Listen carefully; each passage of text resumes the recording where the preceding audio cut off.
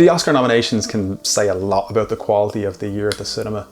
And for me, 2018 just wasn't a great year, and especially compared to previous years where you had things like Titanic sweeping the board at the Oscars, or Return of the King getting the recognition that Lord of the Rings deserved. Even things like Pulp Fiction being robbed, or Goodfellas being robbed. It says a lot about the quality of 2018, but my first instinct was to dive back into my collection to look for the kinds of films that I don't think we had this year. One in particular stood out for me, and that's what I want to talk about today.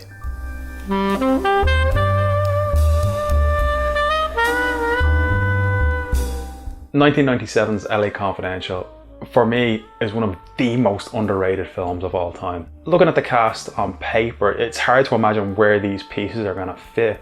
But then in hindsight, it's hard to imagine anyone other than those people in those roles. It has very beautiful and deliberate cinematography. The camera moves in a very specific way to tell you very specific parts of the story. Tonally, it's elegant and compelling. It takes itself seriously and creates this realistic, lived-in world.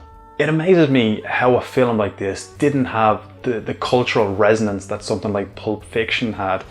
You had this breakout role for Kim Basinger, and I compare it to John Travolta in Pulp Fiction, and he went on to have a million and one different chances with his career resurgence, but Kim Basinger never was afforded the same opportunities. The film just wasn't championed in the way that it deserved to be, even as just a cult classic, which it is so much more than. Take another great film like Big Lebowski. LA Confidential isn't that quotable, one-liner laden, cartoonish affair. That's not the space this film occupies. And maybe it's because of that this film is just so often overlooked. Look, I could talk all day about the ways that this film amazes me. There are so many good scenes in this film. The raid on the Night Owl suspects, which is more akin to something like Heat than The Untouchables. There's also the confrontation between Russell Crowe and Kim Basinger's characters, where he basically turns into everything he claims he despises in this film. But the moment that best exemplifies this film's genius comes at the beginning of the third act. Let me set the scene for you. We've Ed Exley, played by Guy Pearce. He's investigating a police conspiracy. He confides in fellow detective Jack Vincennes, played by Kevin Spacey. He tells him a story about the man who killed his father, a killer he refers to by the name Rollo Tomassi. Jack Vincennes, played by Kevin Spacey, visits the home of Captain Dudley Smith, played by James Cromwell, and during the course of their conversation, Vincennes kind of unknowingly reveals just how close he is to linking Dudley to the conspiracy. This leaves Dudley with no choice but to murder him. With his dying breath, Vincennes says the name Rollo Tomassi, which of course Exley had secretly told him. This then puts the pieces in place for what is a masterclass in cinematic tension. At the next morning's briefing, Dudley corners Exley. He mentions the name Rollo Tomassi, a name only Vincennes' killer could know. Edmund, might I have a word with you?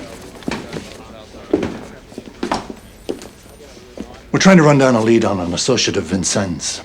The records check has led to a dead end. What's the name? Rollo Tomassi? You ever heard Vincennes mention him? No, I haven't. Well, probably nothing. Still, keep your eyes open, eh, Boyle? Scenes like this are often propped up by dramatic music cues or heavy exposition, really trying to hammer home just what the hell is going on. But here, the film trusts you to put the pieces together yourself, just like Exley has. In just a few short seconds, the entire film has shifted on its axis. So much now has been set in motion, and while this is happening, Exley is just frozen in place. Cromwell literally towers over this scene. The camera frames him like a predator, and Exley's the prey. Exley is just struggling to try and contain the fact that Dudley has inadvertently given himself away as the film's big bad. There's so many little choices Guy Pearce makes in this. This could so easily have been his Oscar bait moment, but he plays everything so subtle. There's no flops where he doesn't stutter over his words. There's no Chandler Bing swinging of the arms and overacting. Instead, he does what's best for the scene. He serves the tension. At first he's confused as to why Dudley says the name, then he starts to realise what this means. Now he knows that the next words out of his mouth could very well save his life. He clenches his jaws. He's afraid the words are just going to jump out of his mouth by themselves. He gestures a look as if he's genuinely trying to remember the name, but coming up empty. A little shake of the head, a dismissive response. He's running to stand still here. He's doing so much to make it look like he's doing so little. But for me, the success of the scene is, if I was in Dudley's shoes, I wouldn't suspect Exley in the slightest. And as Dudley leaves, you almost see Exley uncoil. In a film with huge set pieces, amazing performances and stunning visuals, this is the scene that's always stood out for me from the moment I first saw this film. Watching it again and again was like trying to figure out how a magic trick was done.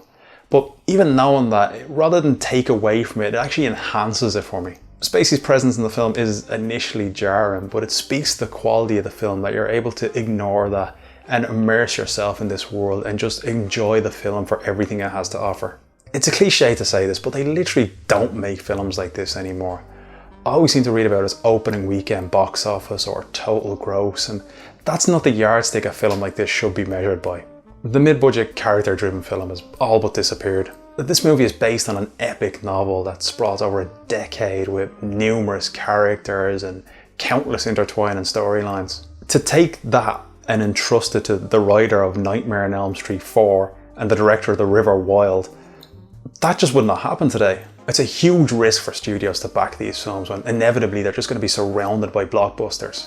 Films like this, Shawshank Redemption, Zodiac, Big Lebowski, they wouldn't have time to breathe in a release schedule like today's. These are the types of films that Oscar should be shining a light on, not things like Best Popular Film. Films like this aren't just great, they're important. And I really hope that 2019 brings us more of these type of films than 2018 did.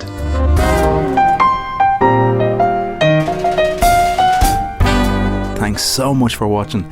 If you have any thoughts on this, or if there's any other film you'd like us to talk about, let us know in the comments or on any of our social media linked in the description. You can hear more from me on We Love Movies every Sunday at 12 on Spin 1038, or on Box Office with Lisa Cannon, Fridays at 9 on Virgin Media 2.